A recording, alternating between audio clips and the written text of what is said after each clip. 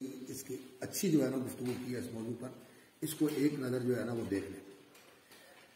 تو کہتے ہیں قال اللہ تبارک و تعالی هو الذی انزل علیک الکتاب منه آیات محکمات هن ام الکتاب واخر متشابہات اما الذین فی قلوبهم زیغ فیتبعون ما تشابہ منه ابتغاء الفتنة وابتغاء تاویلہ وما یعلم تاویلہ الا اللہ والراسخون فی العلم یقولون آمنا به كل من عند ربنا وما يذكر الا اولو الالباب هو الذي انزل عليك الكتاب منه آيات محكمات هن ام الكتاب واخر متشابهات استئناف ثالث باخبار عن شان من شؤون الله تعالى۔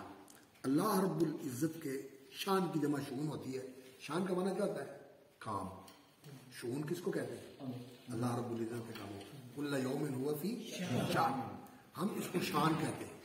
اور ہمارے نزدیک جو ہے نا شان شوکت، شان، عظمت، حیت اس معنی میں استعمال ہوتا ہے، لیکن قرآن مجید میں جو ہے نا شؤون یہ اللہ رب العزت کے افعال کے لیے استعمال ہوتا ہے۔ کل یوم هو فی شان، اور اللہ رب العزت ہر روز ایک کام میں ہے، بلکہ ہر لمحے ہی وہ ہر کام میں ہے، کچھ نہ کچھ وہ کر رہا ہے، اور کسی کو عزت دے رہا ہے، کسی سے عزت لے رہا ہے، کسی کو بیمار کر رہا ہے، کسی کو صحت بخش رہا ہے، کسی کو زندگی دے رہا ہے، کسی کو موت دے رہا ہے، کسی کو رزق دے رہا ہے، کسی کے رزق کو کم کر رہا ہے، کسی کے رزق کو زیادہ کر رہا ہے۔ تو اللہ رب العزت کل یوم، بلکہ کل آن ہوا فی شان، ہر آن میں وہ کسی شان میں ہے، کہ معطل تو نہیں ہے، فارغ تو نہیں ہے۔ اللہ رب العزت ہر وقت جو ہے وہ کار فرما ہے، اور اس کا کام جو ہے وہ یہ نہیں ہے کہ اس کو اس کے لیے کوئی ہاتھ لگانا پڑتا ہے، اور اس کے لیے اس کو کوئی مشین چلانی پڑتی ہے، یا اس کو کسی چیز کو مشغول کرنا پڑتا ہے، بس اس کا ارادہ ہی ہے۔ اذا اراد شیئا ان یقول له کن فیکون۔ اور ایک شان جو ہے اس کو دوسرے شان سے، اور ایک عمل جو ہے اس کو دوسرے عمل سے، اور ایک فعل دوسرے عمل سے مشغول نہیں کرتا، بلکہ وہ سارا کچھ ایک ہی وقت میں کرتا ہے، اور اس کا کنٹرول بھی اس کے پاس ہے۔ جو چیزیں ہیں ان کو کنٹرول بھی کر رہا ہے، اور نئی چیزیں پیدا بھی کر رہا ہے، اور جو ان میں سے کئی چیزیں ہیں ان کو ختم بھی کر رہا ہے، اور ان کی جگہ نئی چیزیں بھی پیدا کر رہا ہے۔ کل یوم هو فی شان۔ تو یہ استئناف ثالث باخبار عن شان من شؤون اللہ تعالی متعلق بالغرض المسوق له الکلام وهو تحقیق انزاله القرآن والکتابین من قبلہ۔ یہ قرآن مجید اور اس سے پہلے تورات اور انجیل جو نازل کی ہیں ان سے غرض کیا ہے؟ ان سے غرض جو ہے فهذا الاستئناف مؤکد لمضمون قوله نزل عليك الكتاب بالحق وتمهيد لقوله منه آیات محکمات۔ اتنے جو آیت ہے نا والذی انزل عليك الكتاب، یہ تمہید ہے۔ منہ آیات محکمات ہن ام الکتاب واخر متشابہات، یہ اس قرآن کے ساتھ بھی لگتا ہے، اور یہ پہلی کتابوں کے ساتھ بھی لگتا ہے۔ پہلی کتابوں کے اندر بھی محکم اور متشابہ آیتیں ہیں، اور قرآن مجید میں بھی ہیں یہ۔ لأن الآیات نزلت فی مجادلۃ وفد نجران وصدرت لإبطال عقیدتهم فی الہیۃ المسیح، فالاشارۃ الی اوصاف الہ الحق، اور اس میں اشارہ کیا گیا ہے هو الذی یصورکم فی الارحام کیف یشاء لا الہ الا هو العزیز الحکیم ان اللہ لا یخفی علیہ شیء فی الارض ولا فی السماء عزیز ذو انتقام۔ اس طرح کی جو آیتیں آئی ہیں یہ الہ حق جو ہے اس کی جو سچی صفات ہیں اس کی طرف اشارہ ہے۔ توجہ الکلام ہنا الی ازالۃ شبہات فی شان ضامن اعتراف النصوص القرآنی بالہیۃ المسیح۔ وہ یہ سمجھتے تھے کہ قرآن مجید کے اندر ایسی آیتیں موجود ہیں جن سے یہ ثابت ہوتا ہے کہ عیسیٰ علیہ الصلوۃ والسلام بھی ان کے اندر الہی صفات موجود ہیں، ان کے اندر الہی صفات موجود ہیں۔ آپ جانتے ہیں کہ مکی صورتوں میں بھی عیسیٰ علیہ الصلوۃ والسلام کا ذکر موجود ہے، سورہ زخرف میں بھی ہے، اور سورہ مریم میں بھی ہے۔ ان صورتوں میں عیسیٰ علیہ الصلوۃ والسلام کا ذکر موجود ہے، سورہ زخرف 25ویں پارے میں، اور اسی طرح سورہ مریم 16ویں پارے میں۔ اسی طرح اور بھی بعض جگہوں پر عیسیٰ علیہ الصلوۃ والسلام کا ذکر آیا ہے، اور مدنی صورتوں کے اندر جو ذکر آیا ہے عیسیٰ علیہ الصلوۃ والسلام کا وہ برابر تفصیل کے ساتھ آیا ہے۔ جب یہ لوگ آئے اور مکالمہ کرنے کے لیے، تو جو میں نے عرض کیا کہ عیسیٰ علیہ الصلوۃ والسلام کا اس طرح غیر ماحود طریقے سے پیدا ہونا بغیر باپ کے، اور ان کا اس طرح کی صفات کا حامل ہونا، جیسے اللہ رب العزت نے ذکر فرمایا ہے کہ وہ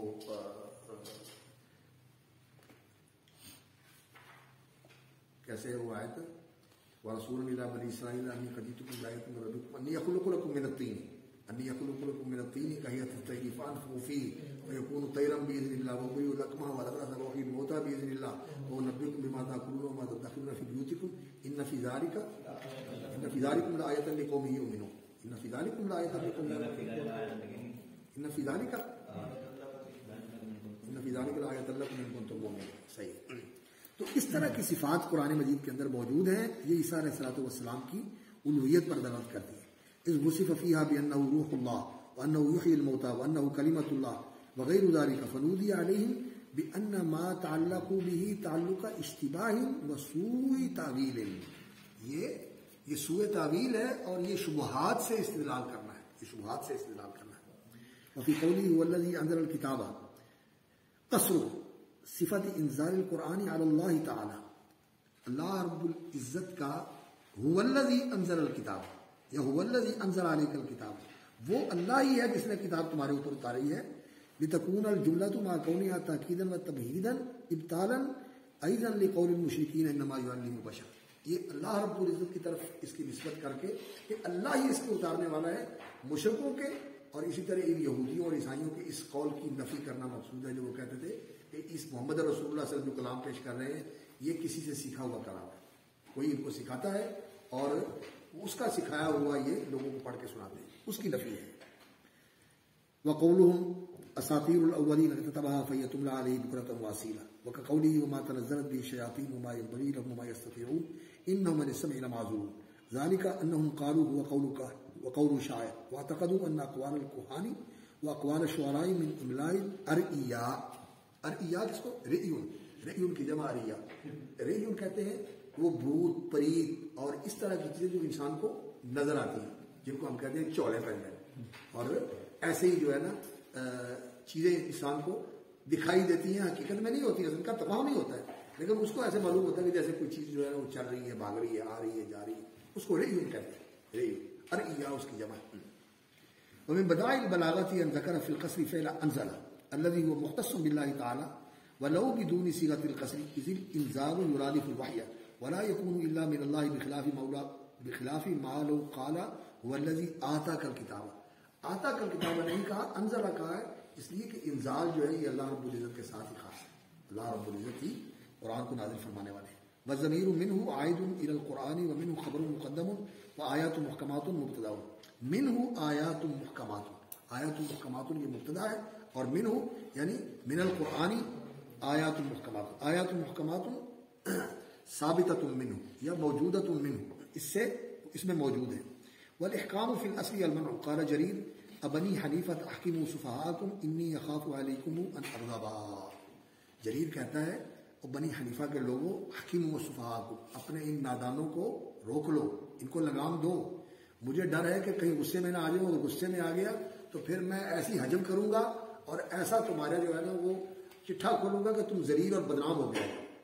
انی اخاف علیکم ان اغضب. واستعمل الاحکام فی الاتقان والتوسیع. احکام کا ایک معنی ہوتا ہے روکنا اور ایک معنی ہوتا ہے کسی چیز کو پختہ اور مضبوط بنانا. لأن ذلك يمنع تطرق ما يزاد المقصود.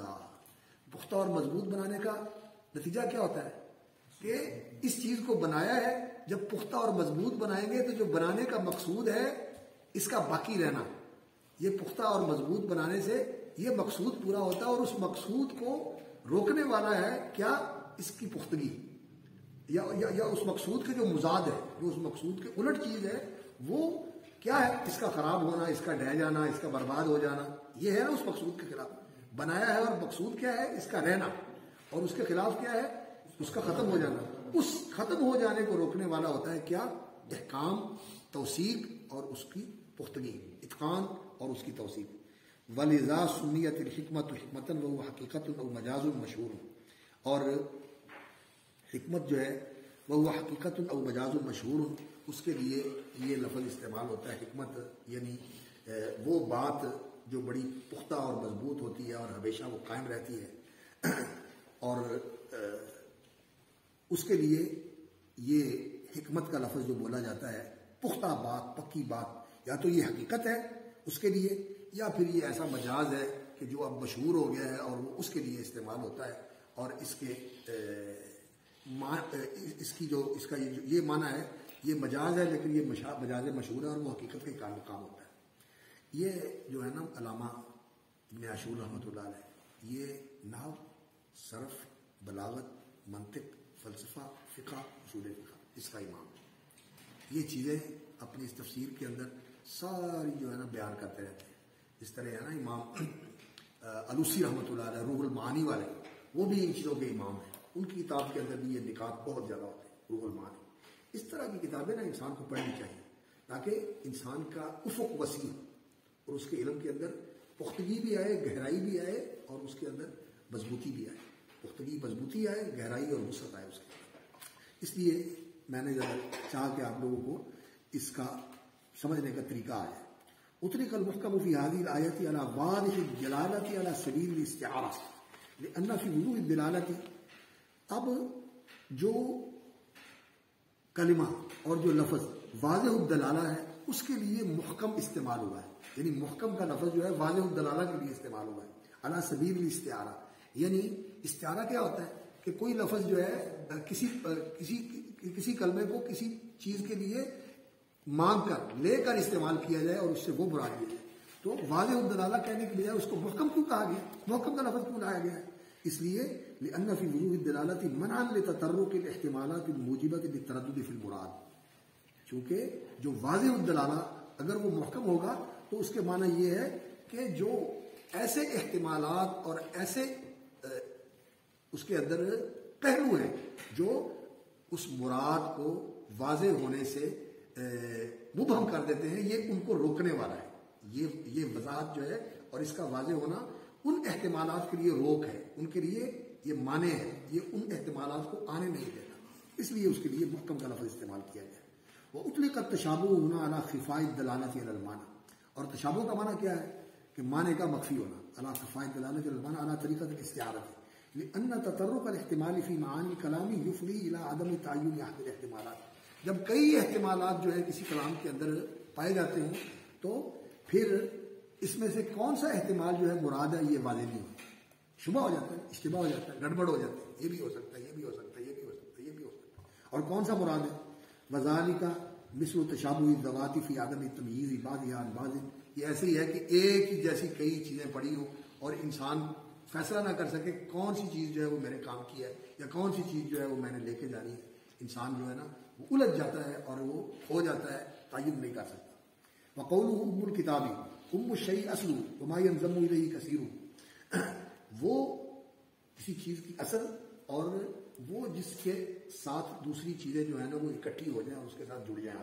وتتفرع عنہ فروعہ. اور اسی سے ساری شاخیں اور اسی سے سارے اس کی فروع جو ہیں وہ نکلتی ہوں. ومنہ سمیت خریطۃ الراس الجامعۃ لہ ام الراس. یہ جو انسان کے دماغ کی جھلی ہے جس کے اندر وہ دماغ محفوظ ہوتا ہے اس کو ام الراس کہتے ہیں. اس لیے کہ اس نے اس کو گھیرا ہوا ہے اور وہ اس کو سمیٹے ہوئے. وسمیت الرایۃ الام لأن الجیش ینزوی الیہا. اور جو بڑا جھنڈا ہوتا ہے لشکر کا جس کو دیکھ کر لشکر والے جو ہے نا اسی کی سمت میں اکٹھے ہوتے ہیں اور اس کو اپنا مرکز قرار دیتے ہیں کہ سارے کے سارے اس کے نیچے آ کر اکٹھے ہوتے ہیں. وسمیت المدینۃ العظیمۃ ام القریٰ.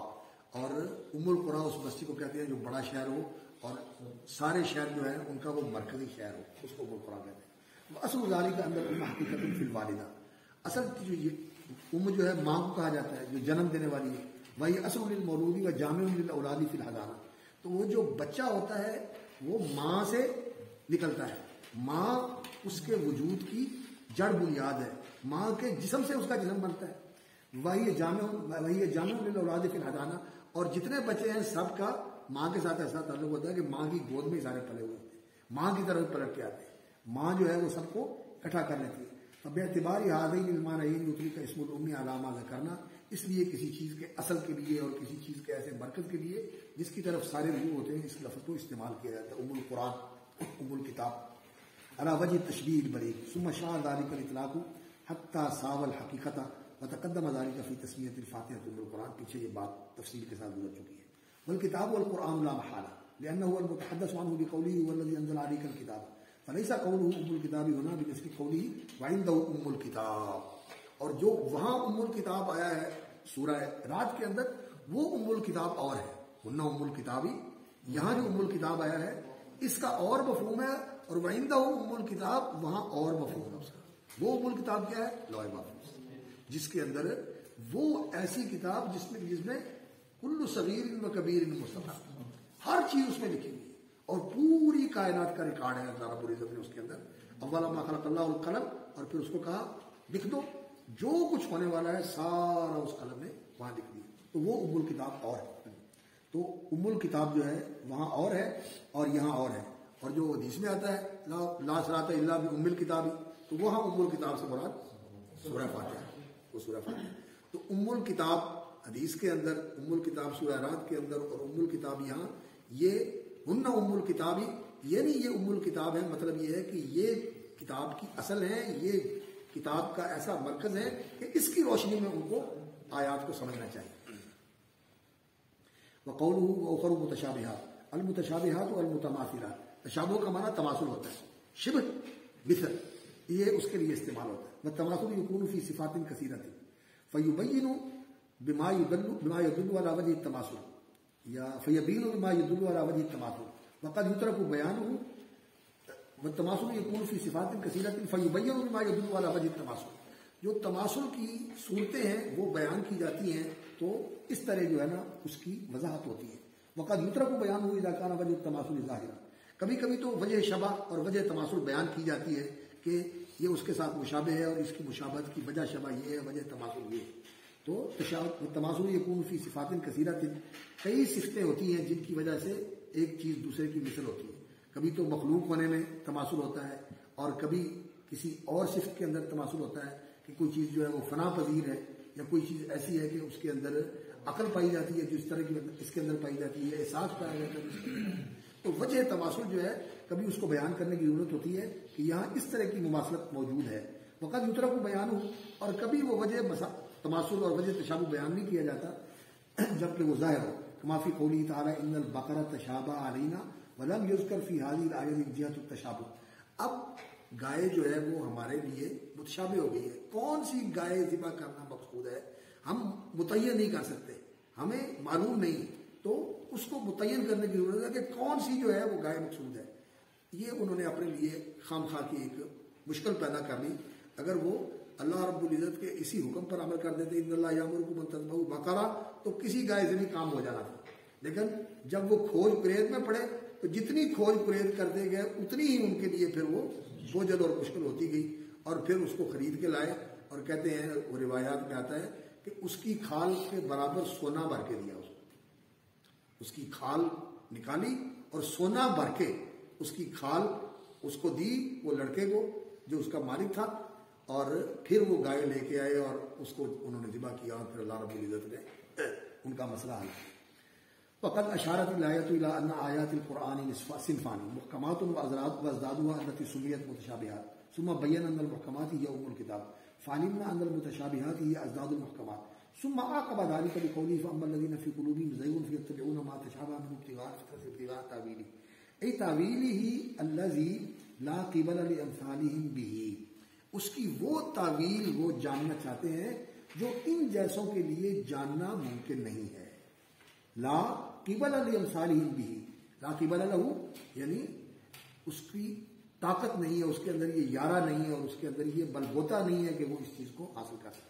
فعلمنا ان المتشابہات هي التي لم يتضح المقصود من معانیها، تو متشابہات سے مراد یہ ہوئی کہ جن کا معنی مقصود جو ہے واضح نہیں ہے۔ فعلمنا ان صفت المحکمات والمتشابہات راجعۃ الی الفاظ الآیات، تو محکمات اور متشابہات یہ آیات کے الفاظ کے ساتھ ہے۔ محکم ہونا بھی، الفاظ محکم ہے یعنی اپنے معنی پر دلالت کرنے میں واضح ہے، اور یہ آیت کے الفاظ متشابہ ہے یعنی معنی کے اوپر دلالت کرنے میں واضح نہیں ہے، اس کا معنی جو ہے متعین نہیں ہے۔ ومصف المحکمات بأنها ام الکتاب فاحتمل ان يكون المراد من الام الاصل او المرجع، یا تو ام سے مراد اصل ہے یا مرجع ہے۔ وهما متقاربان، مرجع ہونا پلٹ کے اس کی طرف آنا یا اس کا اثر ہونا کہ وہ اس سے نکلا ہوا ہے اور اس کے اوپر قائم ہے، یہ دونوں قریب قریبی ہیں۔ اہن اصل القرآن و مرجع وليس يناسب هذين المعنيين الا دلالة القرآن، اور ان دونوں معنوں کے جو مناسب ہے وہ یہ ہے کہ قرآن مجید اپنی دلالت کے اندر واضح ہے۔ اذ القرآن انزل للارشاد والہدی، کیونکہ قرآن مجید لوگوں کی رہنمائی اور لوگوں کی ہدایت کے لیے نازل ہوا ہے. فالمحکمات یہ اصول الاعتقادی والتشریعی والآدابی والمواعظ، اعتقاد، عقائد کے اصول، تشریع، قانون سازی، احکام، اور جتنے لوگوں کے لیے اصول و ضوابط ہیں زندگی کے معاملات کے لیے وہ، اور آداب زندگی، اخلاق، مواعظ، یہ سب کے سب محکمات ہیں. وکانت اصولا لذالک باتضاح دلالتها بحيث تدل معانی علی معانی لا تحتمل غیرها. یہ ایسے معنی پر دلالت کرتی ہیں آیتیں جو ان چیزوں کے اندر واقع وارد ہوئی ہیں جس میں کسی اور معنی کا احتمال نہیں ہے. وہ تحتمل احتمالا ضعیفا غیر معتد بھی، یا کوئی ایسا احتمال وہاں ہوتا ہے لیکن وہ احتمال جو ہے وہ قابل لحاظ ہی نہیں ہوتا، وہ قابل اعتبار ہی نہیں ہوتا. وذالک قوله لیس کمثلہ شیء لا یسر ما یفعل یرید اللہ بکم الیسر واللہ لا یحب الفساد اما من خاف مقام ربہ ونہى النفس عن الہوى فإن الجنة هی المأوى وباتضاح معانیها بحيث تتناولها افہام معظم المخاطبین.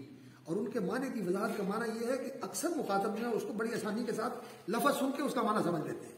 وبها تتأہر لفهمها فهي اصل القرآن المرجوع الیہ فی حمل معانی غیرها علیها للبیان والتفریق. والمتشابہات مقابل المحکمات فهي التي دلت على معانی